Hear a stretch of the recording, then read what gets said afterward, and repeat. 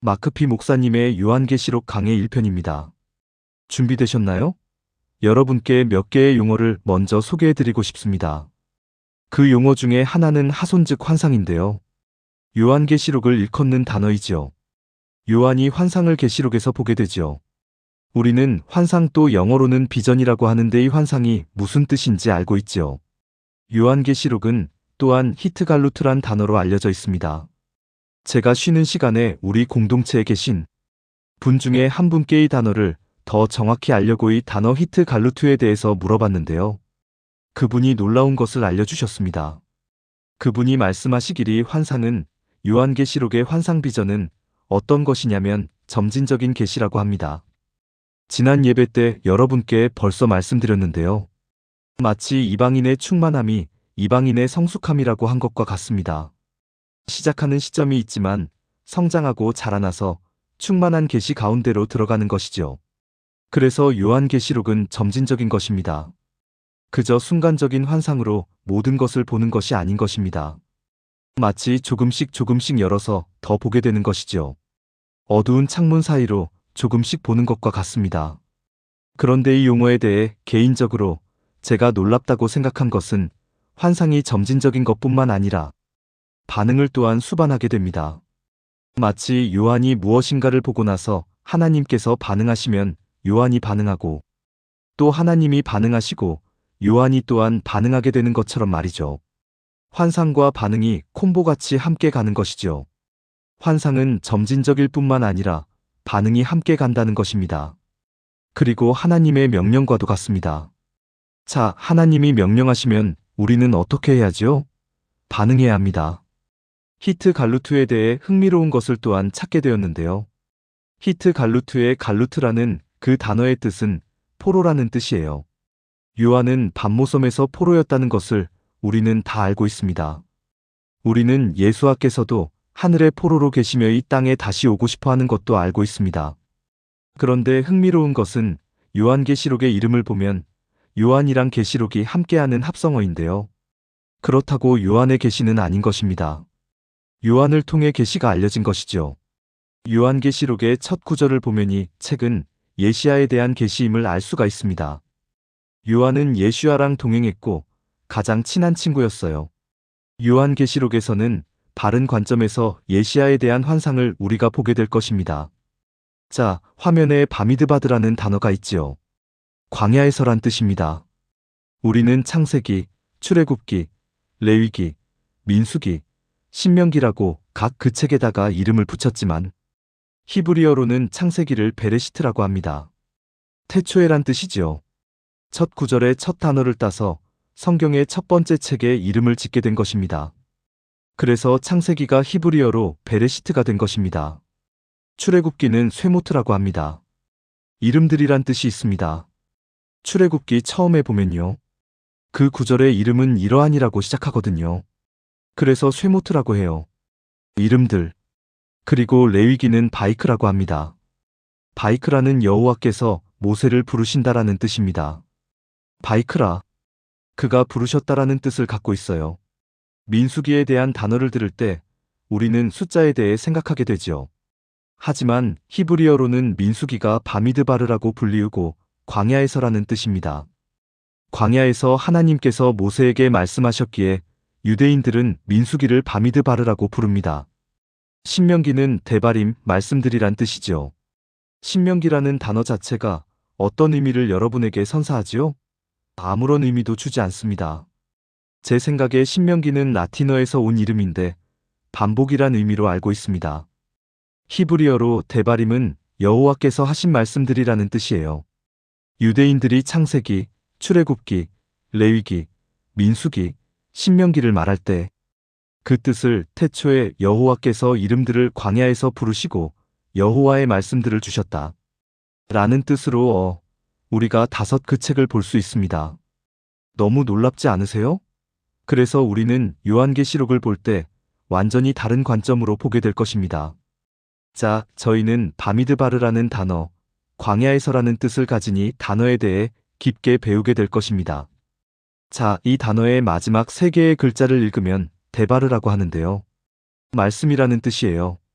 데바르의 첫 번째 문자인 달렛는 문을 뜻하고요. 발레 뒤에 오는 바르는 아들을 의미하지요. 바르미츠바에서 우리가 이 단어에서 보는 것처럼 말이죠. 그죠? 이 단어를 보면서 우리는 예수와께서 문으로 오신다는 것을 볼 수 있습니다. 바미드 바르라는 단어는 그래서 무슨 뜻이냐면 우리가 주님의 말씀을 듣고 싶다면 광야에 가야 한다는 것입니다. 여러분들 공기가 조금 오염돼도 별들을 보기 쉽지 않은 거 아시죠? 소음 공해는 듣고 싶은 소리를 못 듣게 하기도 하고요. 우리가 정말 주님을 보고 듣고 싶다면 바미드바르라는 단어가 우리에게 광야로 가야 한다라고 말하고 있습니다. 그래서 예수와께로 가는 문을 찾을 수 있게 되는 것이죠. 요한계시록 1장 1절에서 2절 보겠습니다. 예수 그리스도의 계시라. 이는 하나님이 그에게 주사 반드시 속히 일어날 일들을 그 종들에게 보이시려고 점차적으로 보여준다고 얘기했죠. 그의 천사를 그 종 요한에게 보내어 알게 하신 것이라.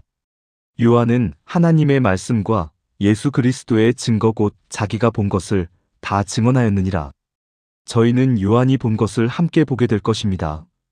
요한은 아시다시피 유대인이었어요. 요한이 오직 알았던 말씀은 타나크 구약이었습니다. 그 당시 신약은 없었죠.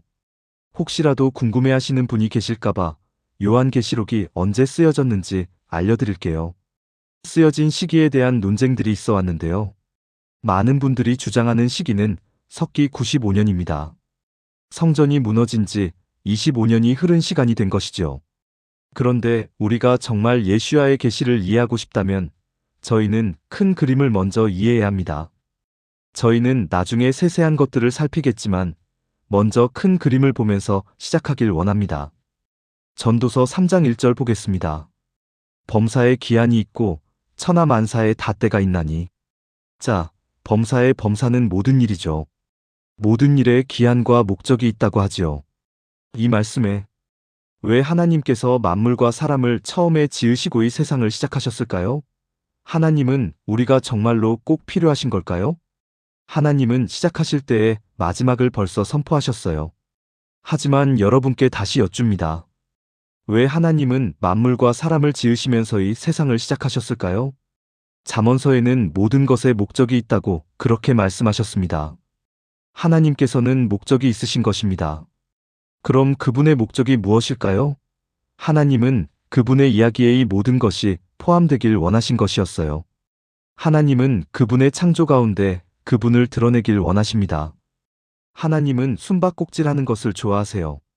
보이시진 않아도 어디든 다 그분의 손길이 있지요. 하나님께서 이 세상을 창조하신 이유는 그분이 창조 이야기의 일부가 되시고 우리에게 그 숨결을 느끼게 하시기 위함입니다. 주님은 숨바꼭질을 하길 원하세요. 만약 이 세상이 하나님으로부터 창조되지 않았고 우연히 그저 있는 것이라면 사람에게 목적이 있다라고 말할 이유가 없겠지요. 우연히 모든 것이 생겼다면 우리는 목적 없는 삶을 살고 있는 것입니다. 창조에는 결정적인 이유가 있습니다. 여러분, 토라는 물과 같다라는 것을 여러분들 아시죠? 네. 그래서 토라는 하늘에서 내려오는 것입니다. 하박국 2장 14절에 이는 물이 바다를 덮음같이 여호와의 영광을 인정하는 것이 세상에 가득함이니이다. 지구상에 물 즉 바다가 많지요. 이처럼 하나님은 창조물을 통해 드러나시길 원하십니다. 고대 미드라시에 보면 하나님은 세상의 가장 낮은 곳에 당신의 집이 있길 원하셨습니다라고 써 있어요. 물은 토라와 같다고 제가 말씀드렸죠. 네. 그리고 물은 항상 낮은 곳으로 흘러갑니다. 하나님은 가장 낮은 곳을 찾으십니다. 만약 여러분이 현재 상황이 가장 밑바닥에 있다고 생각하시면, 그러니까 가장 어려운 상황 가운데 있다라고 생각하시면 그곳에 바로 모든 물이 흘러가는 곳이라고 생각하시면 됩니다. 신명기 29장 29절 보겠습니다. 감추어진 일은 우리 하나님 여호와께 속하였거니와 나타난 일은 영원히 우리와 우리 자손에게 속하였나니. 하나님의 목적이 이제 나와요. 이는 우리에게 이 율법의 모든 말씀을 행하게 하심이니라. 하나님의 율법 즉 토라를 우리가 던져버리면 우리를 향한 목적을 던져버리게 되는 것이에요. 그리고 감추어진 일이 드러나게 되는 것도 모르게 되는 것이죠. 하나님의 토라를 오직 사랑하고 갈망하면 성경적인 계시가 열리는 것입니다. 영화를 보거나 책을 읽을 때 우리가 중간에서 시작하지 않지요. 책의 결론을 확실히 이해하고 싶으면 책을 어디서부터 우리가 시작해야 할까요? 처음부터 시작해야 하지요. 타나크 구약의 예수야를 이해하지 못하면 요한계시록의 예수야를 알 수가 없습니다. 왜냐하면 구약은 예수야의 완전한 계시이기 때문이에요. 예시야께서 엠마오로 제자들이랑 걸어갈 때 그분께서 토라를 열어주시고 그분 자신을 토라 속에서 보여주신 것입니다. 이렇게 우리는 토라 속에서 예수야를 봐야 합니다. 우리는 창세기에서부터 예수야의 계시를 봐야 하는 것입니다. 하나크의 모든 중요한 주제들이 다 요한계시록에 모여 있다는 것을 여러분 알고 계신가요? 우리는 왕 되신 메시아를 위해 무엇을 해야 하는지, 유대인들이 말씀에 충실하기 위해 어떤 성경 구절들을 사용하여 메시아를 설명하는지, 그리고 앞으로 무엇이 이루어질지 볼 수 있게 되는데요. 유대인들이 말하는 것 중에 하나는 메시아께서 여호와의 절기를 재확립시킬 거라고 합니다. 요한계시록의 보멸로 하샤냐가 성취되어지는 것을 볼 수 있어요. 열방을 향한 주님의 심판이 있고 대환란이 오게 되며 또한 사단을 향한 마지막 심판이 있습니다. 요한계시록의 옴키푸르가 성취되어지는 것을 또한 봅니다. 이스라엘의 영광이 회복이 되죠. 메시아의 혼인식이 또한 있습니다. 요한계시록에서 수이 성취되는 것을 보게 됩니다. 수콧은 메시아의 킹덤의 성취이고 성전에서의 예배가 회복되며 하나님께서 다시 그분의 백성과 함께 거하시게 되는 것입니다. 스가랴서 14장 16절에서 17절 보겠습니다. 예루살렘을 치러 왔던 이방 나라들 중에 남은 자가 해마다 올라와서 그 왕만군의 여호와께 경배하며 초막절을 지킬 것이라. 땅에 있는 족속들 중에 그 왕 만군의 여호와께 경배하러 예루살렘에 올라오지 아니한 자들에게는 비를 내리지 아니하실 것인즉 자 비는 토라를 뜻합니다. 예수와께서 살아있는 토라가 되십니다. 경배하러 올라오지 않으면 생수를 얻을 수 없는 것입니다. 유대인들은요, 메시아가 군대 장관임을 믿습니다. 그 말씀은 어디에 써 있을까요? 스가랴서 14장에 있습니다. 스가랴서 14장 3절에서 4절.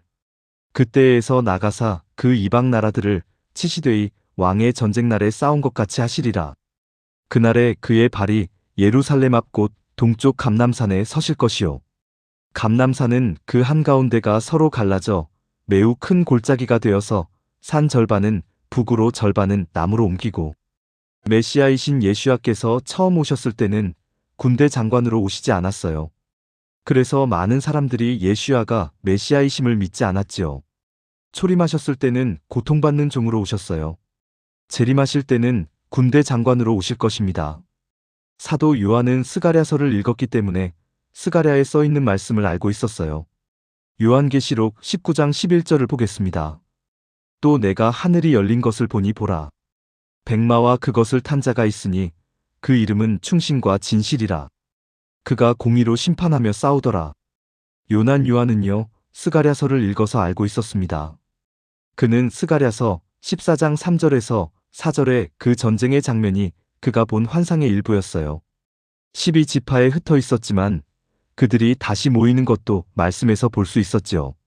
신명기 28장 64절에서 67절을 볼 건데요. 토라의 말씀인데 요한계시록에도 언급되어 있습니다. 여호와께서 너를 땅 이 끝에서 저 끝까지 만민 중에 흩으시리니 내가 그곳에서 너와 내 조상들이 알지 못하던 목석 우상을 섬길 것이라.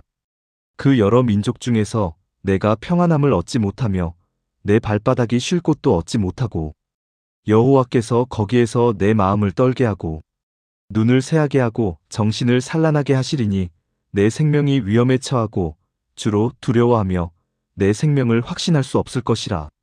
내 마음의 두려움과 눈이 보는 것으로 말미암아 아침에는 이르기를 아하 저녁이 되었으면 좋겠다 할 것이요 저녁에는 이르기를 아하 아침이 되었으면 좋겠다 하리라.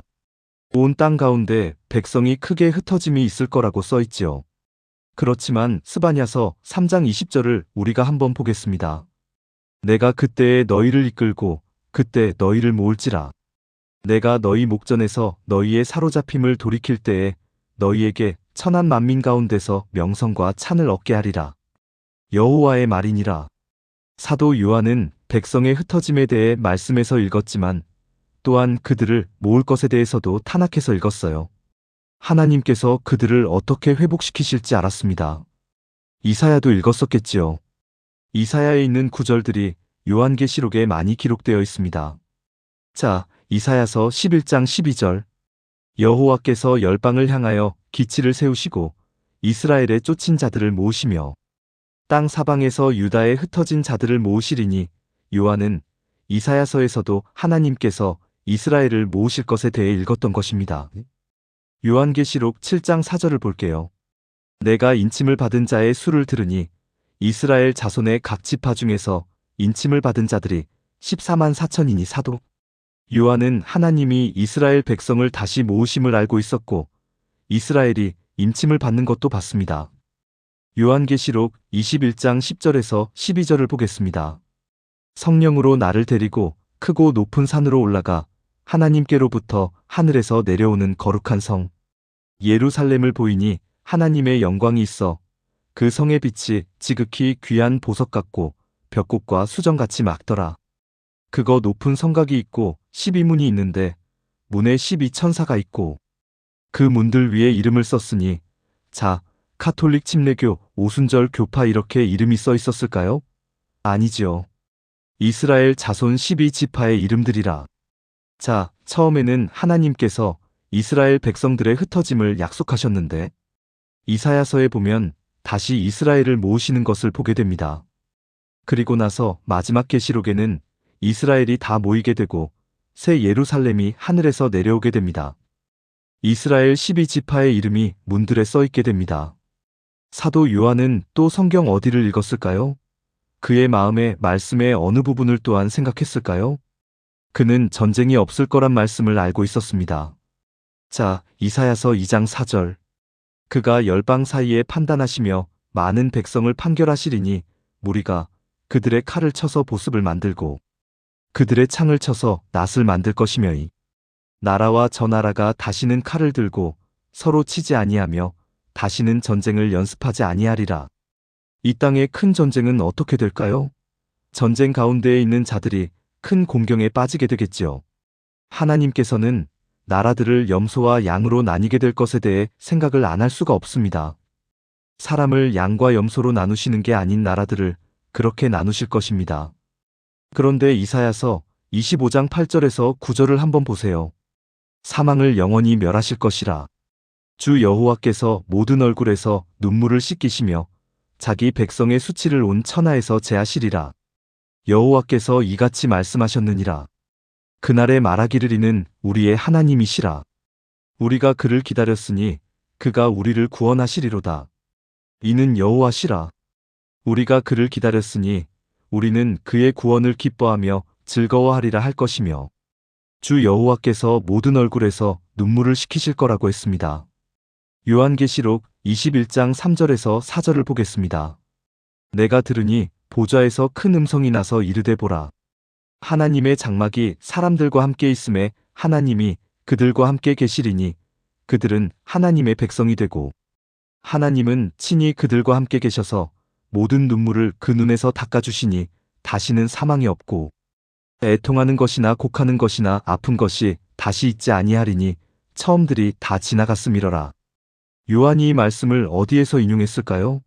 이사야서에서 했겠죠. 하나님은 요한 안에 이미 있는 말씀들을 사용하시는 것입니다. 자, 이것을 말하다 보니까 제가 겪었던 일을 제가 이렇게 생각나게 하는데요. 자, 제가 2살 정도였을 때 제 머리에 누가 총을 들이대는 사건이 있었습니다. 제가 페이스토 그러니까 신발 가게를 매니저로 이렇게 관리하고 있었었는데요.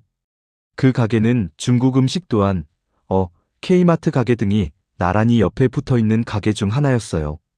이 가게들은 다 크게 유리 창문으로 되어 있어서 사람들이 밖에서 안을 다 볼 수 있게 된 이렇게 가게들입니다.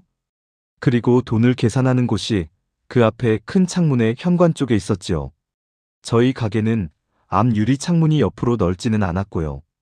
위아래로 길쭉한 유리 창문이었었는데 그때 시간이 낮 3시였고 저는 가게 뒤쪽에서 가게 사장님이랑 통화 중이었습니다. 밖에는 사람들이 지나다니고 있었고요. 현관문이 이렇게 열리는 소리가 띵동하고 들렸습니다. 누군가가 지금 이제 가게에 들어와서 가게를 돌아보고 있었고요. 그 누군가가 갑자기 가게 뒤쪽으로 오더니 제 뒤쪽에서 전화를 끊어라라는 소리가 들렸어요. 사장님, 전화를 끊어야 해요. 사장님께서는 지금 도둑이 들어왔니라고 물어보셨어요. 뒤에서 누군가가 소리 지르는 것을 통화 중에 다 들으신 것이죠. 사장님, 전화를 끊어야 해요. 하고 전화를 끊었습니다. 사장님이 즉시 다시 전화를 걸으셨지만 도둑이 받지 말라고 했어요. 도둑이 현관문 앞쪽으로 가자고 해서 앞쪽으로 갔지요. 빨리 행동하라고 해서 빨리 행동했더니 다시 천천히 행동하라고 하더군요. 그래서 제가 도대체 저에게 어떻게 하라고요라고 했습니다. 자, 계산하는 계산대는 나무 테두리가 나무로 돼 있었는데요. 이렇게 뉴쉐이프처럼 반원 모양으로 돼 있었습니다. 계산대 바로 옆에 현관문이 가까이 있었어요. 도둑은 계산대 바로 뒤에 있었고 계산대에 그의 가방을 던졌습니다. 그때 낮이었고요. 사람들은 창밖을 걸어 다녔지요. 저는 이전에는 도둑질을 당해본 적이 한 번도 없었어요. 근데 제가 계산대로 가서 두 손을 항복한다는 뜻으로 올렸더니 손 당장 내려라고 하더군요. 한 번도 도둑을 당한 적이 없어서 그래요. 도대체 무엇을 원하세요? 자, 그러면서 제가 계산에 돈을 꺼내 도둑의 가방에 넣었어요. 그런데 가방을 고수하는 그에게 바로 넘겨주기보다는 제 손을 좀 개선대 그 밖으로 뻗어서 그 가방을 들고 있었지요. 당장 그 가방을 갖고 나가길 원하는 마음이었었습니다.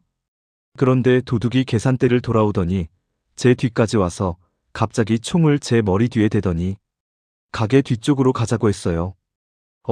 이건 절대 좋은 사인이 아니었죠. 그래서 제가 속으로 싸워야 하나, 도망가야 하나 계속 생각하고 있었습니다. 이 사람이 마약을 했는지 술에 체했는지, 왜 그러나 오만 가지 생각들이 제 안에서 요동치고 있었습니다. 저는 당시 주님을 영접한 지 2년밖에 안 됐었습니다. 성경에 대해 거의 모르고 있었어요. 제가 어렸을 때는 카톨릭 신자였기 때문에 성경을 공부한 적도 없었습니다. 정말 성경에 대해 무지했었습니다. 그런데 제가 자라오면서 시편이랑 잠언을 읽었었습니다. 그래서 적어도 시편과 잠언은 제가 읽어서 알고 있었지요. 그래서 제가 지금 도둑과 함께 가게 뒤쪽으로 가고 있었는데 갑자기 놀라운 성경 구절이 생각났었어요. 가게 뒤쪽으로 가면서 도둑이 머리를 땅에 대라라고 했지요. 내 머리에다가 총을 쏘려고 하는구나 라고 생각했습니다. 그런데 어디선가 음성이 들렸어요. 귀로 들렸던 게 아니었기 때문에 도둑이 들을 수 있는 음성이 아니었습니다.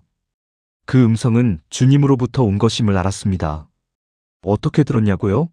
저는요, 제가 죽게 될 거라고 생각했는데 그 생각이랑 완전 다른 음성이었기 때문에 주님의 음성이었음을 알았습니다.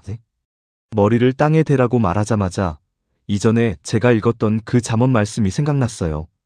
자, 여러분 말씀을 막 억지로 외우려고 하지 마세요.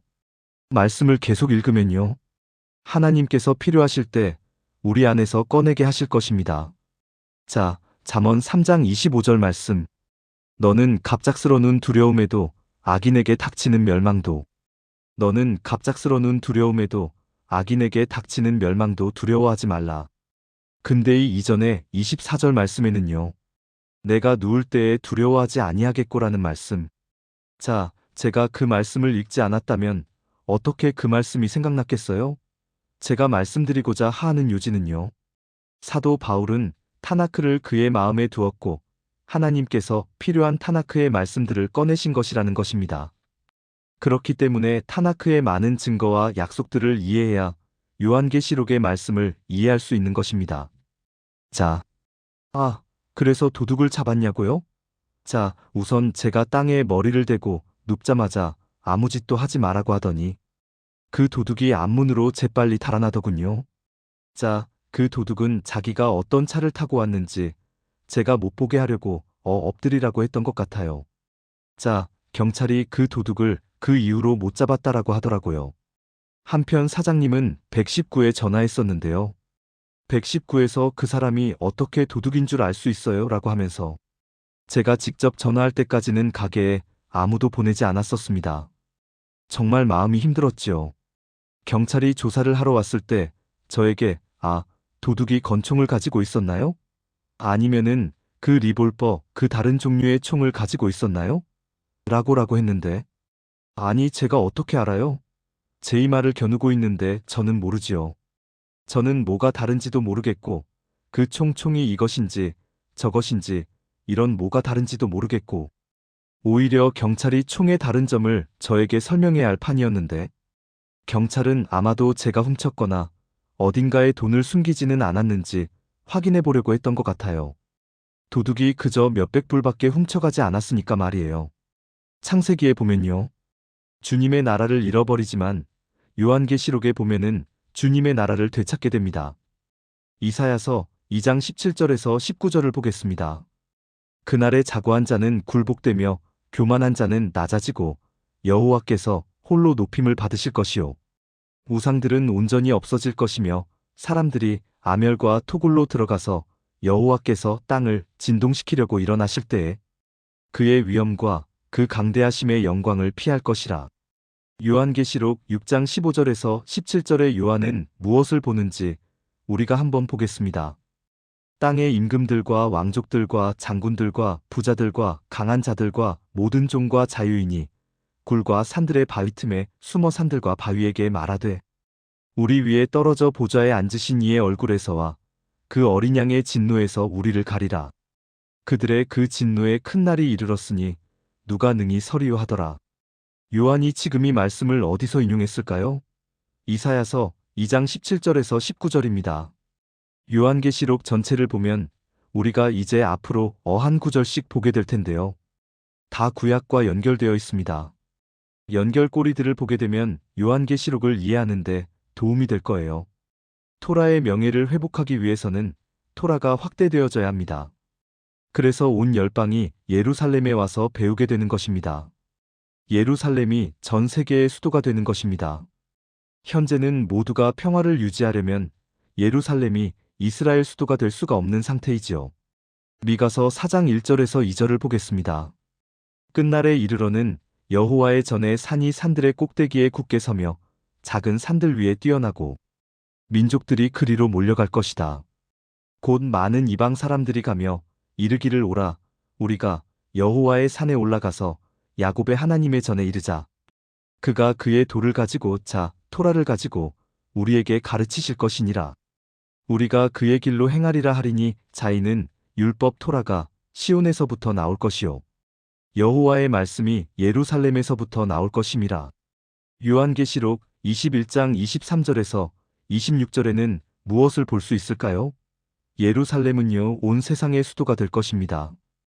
말씀을 보면 그 성은 해나 달의 비침이 쓸데없으니 이는 하나님의 영광이 비치고 어린 양이 그 등불이 되심이라.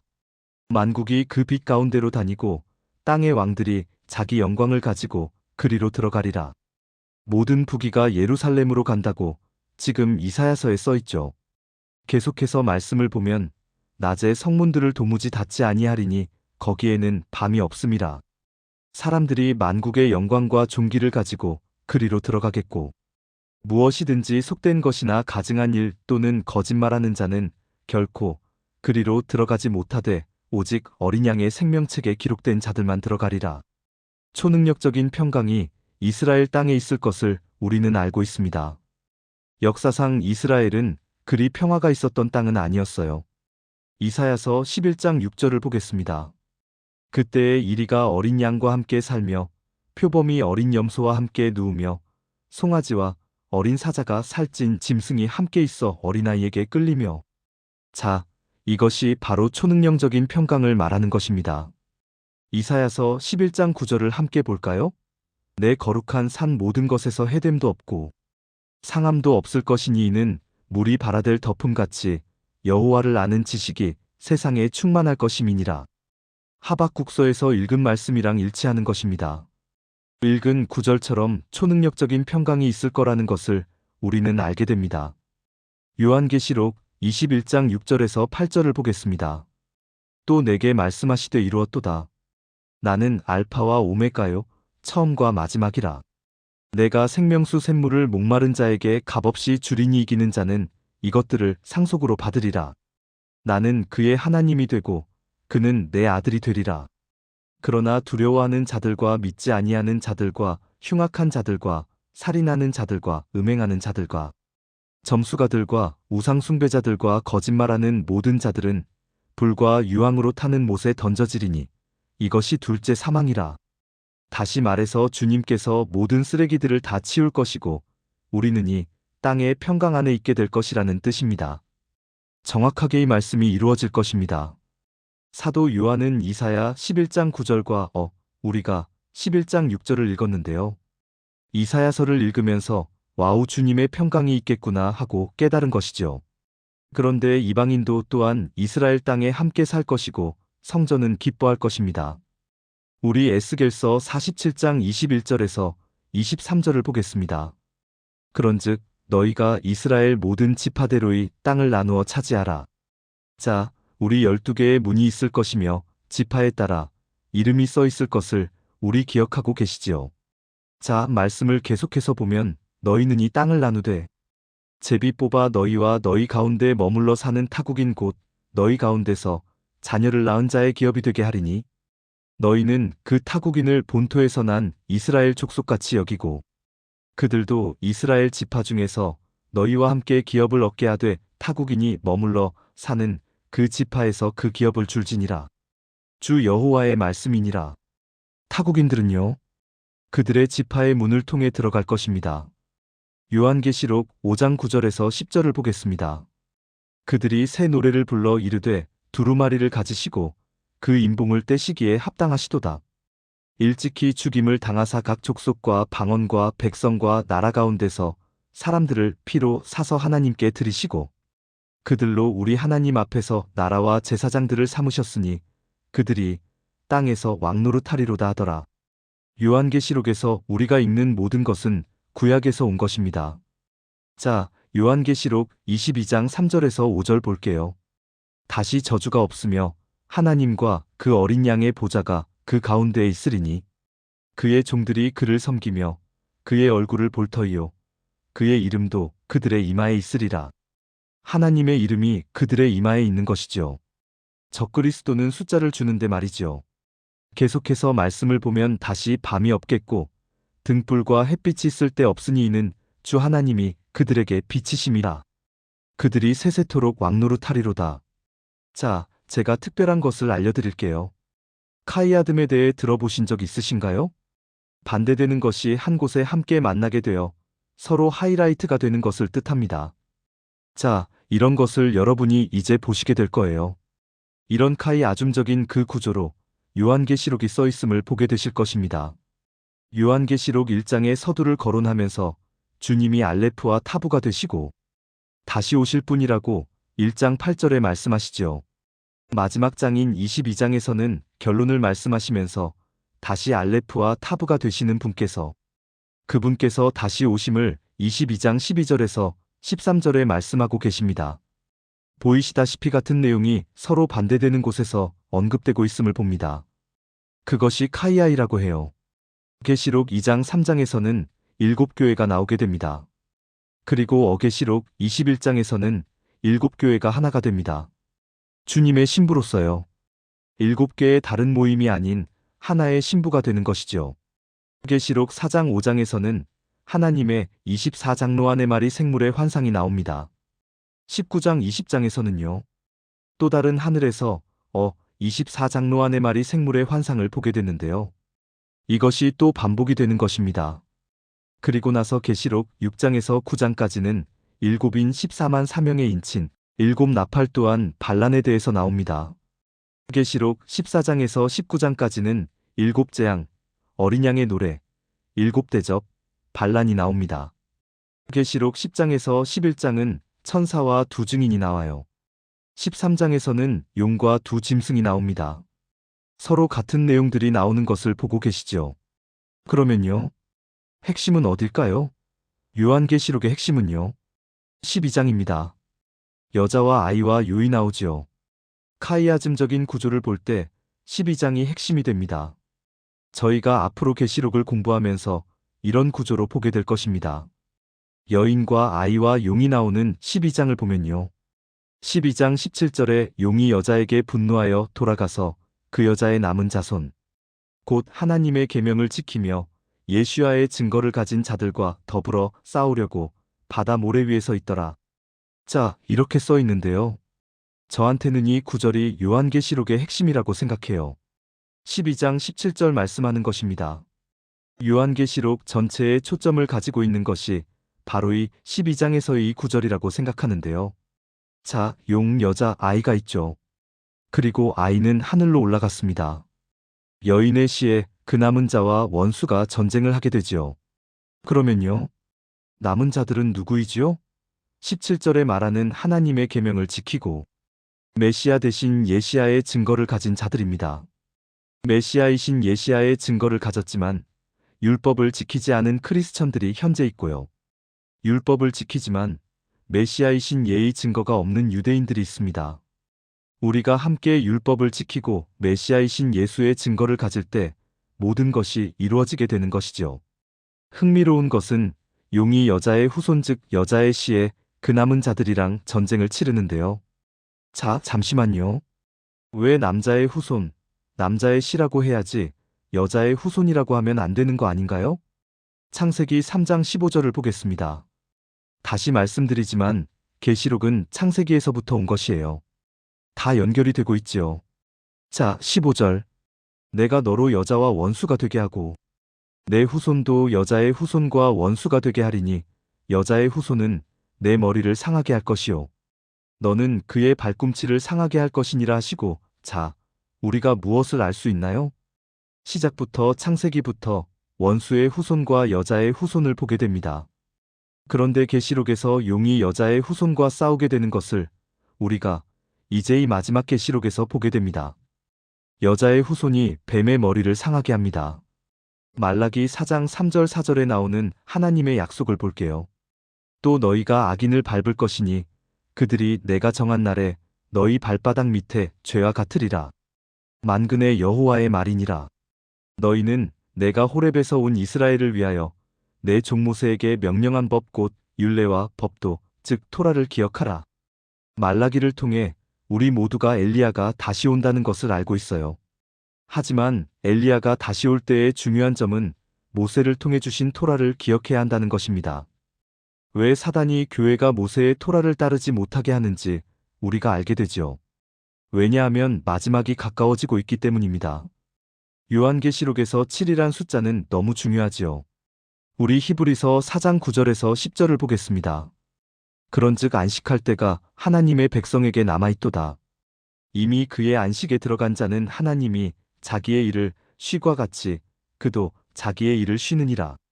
7이란 숫자는 안식과 관계가 있습니다. 숫자 7은 7번째 날인 안식일에 대해 말하고 안식년인 7번째 또 77은 49여서 그 다음 해가 희년 주빌리가 되지요. 계시록 전체에서 숫자 7에 대해 말하고 있습니다. 7교회 7영 7초대 7별 7인의 뿔 7눈 7나팔 7우울레 7왕관 7재앙 7금대적 7산 7왕과 참으로 유대적이지요. 7번째 날이 안식일이고 쇠미타해 주빌리에는 또한 7에서 나온 것인데 완전함을 의미합니다. 다음 주에요. 우리가 본격적으로 요한계시록 강해를 시작하기 전에 오늘 여러분께 계시록이 얼마나 유대적인지 제가 소개해드리고 있는 것입니다. 다음 주부터 시작되는 계시록 강는 22장까지 한 구절. 한 구절이 구약에서 인용되는 것을 다 보게 되실 것이에요. 자, 609절 이상을 참고하시게 될 것입니다. 한 주의 계시록 한 장이나 두 장 정도 우리가 공부하게 될 것인데요. 깊이 공부하면 1년도 걸릴 수 있을지 모르겠습니다. 계시록을 보실 때 유대적인 관점으로 보시길 원해요. 왜냐하면 계시록은 유대인에게 쓰여진 책이기 때문입니다. 여러분, 신약의 교회라는 단어가 안 나오는 거 아시나요? 여러분이 아마도 네, 신약의 교회라는 단어가 안다고요? 라고 하시겠지요. 말씀에는 모임 또는 성회를 뜻하는 영어로는 어셈블리라는 단어만 나옵니다. 교회라는 단어는 말씀에 나오지 않고요. 1600년이 흐른 뒤에 교회라는 단어가 나온 것이에요. 다 함께 모인 곳을 성회라고 불렀습니다. 여러분 교회에서 반유대적인 편견을 가지고 계신 것을 아시나요? 신약에 있는 예를 하나 들어볼게요. 예수님께서 이 반석 위에 내 교회를 세우리라 하셨죠. 헬라어로 교회를 뭐라고 하나요? 에클레시아라고 합니다. 에클레시아는 사실상 교회를 뜻하는 게 아니에요. 모임 또는 성회를 뜻합니다. 미국의 시애틀에 가시면 크스 축구 경기장에가 보신 적이 여러분 있으신가 모르겠는데요. 그것을 바로 우리가 에클레시아라고 할 수 있습니다. 모임이란 뜻이죠. 그런데 영어 성경이 번역될 때 번역가들이 회당과는 다른 단어를 쓰고 싶어 했어요. 70인의 성서에 대해 여러분 들어보신 적이 있으신가요? BC 200년 전에 쓰여졌는데요. 그때 교회가 얼만큼 있었을까요? 그런데 여러분, 타나크의 에클레시아가 100번 이상 등장하는 거 아시나요? 이 72인이 해당이란 단어 대신에 다른 단어를 사용하고 싶어서 교회라는 단어를 사용한 것입니다. 사도행전 19장을 보시면 사람들이 다 그 디에나 아데미 여신을 3시간 동안 경배한 거 기억하시죠? 그런데 사도행전 19장 마지막에 뭐라고 써 있냐면요. 이에 그 모임을 흩어지게 하니라라고 써 있어요. 이 구절의 모임은 에클레시아를 뜻하는데요. 왜 여기에는 그럼 교회라는 단어를 사용하지 않았을까요? 왜냐하면 이 말씀을 읽는 자들이 교회가 이 디아나 여신을 섬기는 것으로 간주하지 않길 원해서 번역을 그렇게 한 것입니다. 여러분 미디어가 편견을 갖게 하는 거 아시지요? 성경 번역가들도 편견을 갖고 번역했어요. 이들은 에클레시안 단어를 그들이 교회라고 부르고 싶을 때는 교회라고 번역하고 모임이라고 부르고 싶을 때는 모임이라고 번역한 것입니다. 회당도 마찬가지예요. 헬라어로 회당을 순회 가게라고 불러요. 순화 가게는 모임이란 뜻이에요. 자, 여러분 마찬가지로 야고보서를 알고 계실 텐데요. 야고보서는 야고보의 이름은 사실상 야곱입니다. 자이 야고보서는 영어로는 제임스라고 하고요. 사실 제임스의 이름은 제이콥이었던 것입니다. 야고보서 2장에 만일 너희 회당에 금가락지를 끼고 아름다운 옷을 입은 사람이 들어오고라는 구절이 있죠. 영어로는요. 회당이라고 번역이 안 되고 어셈블리 모임이라고 번역돼 있습니다. 근데 한국어로는 감사하게도 회당이라고 돼 있어요. 그런데 야고보서의 2장에 나오는 이 구절에 헬러 순회 가게로 써 있는데요. 번역가들이 사람들이 회당에서 모인다고 생각하는 게 싫어서 영어로는 회당이라고 번역하지 않고 모임이라고 번역했습니다. 다시 한번 말씀드리지만 한국어로는 회당이라고 잘 번역돼 있습니다. 요한계시록에 보시면요. 사탄의 회당이라는 그런 단어를 보실 수 있어요. 헬로로 순회 가게라고 써 있는데요. 왜 여기에는 번역가들이 모임이라는 단어를 쓰지 않았을까요? 번역가들이 순회 가게를 회당이라고 번역해놨습니다.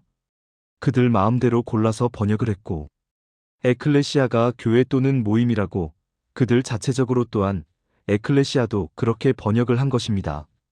저희가 앞으로 계시록을 편견 없는 관점으로 보게 될 것이고 사도 요한이 봤던 관점으로 볼 것입니다. 왜냐하면 요한은 유대인이었기 때문이에요. 그는 타나크를 읽었고 요한계시록의 전체를 기록했어요. 타나크에 있는 말씀들을 계시록에 사용했습니다.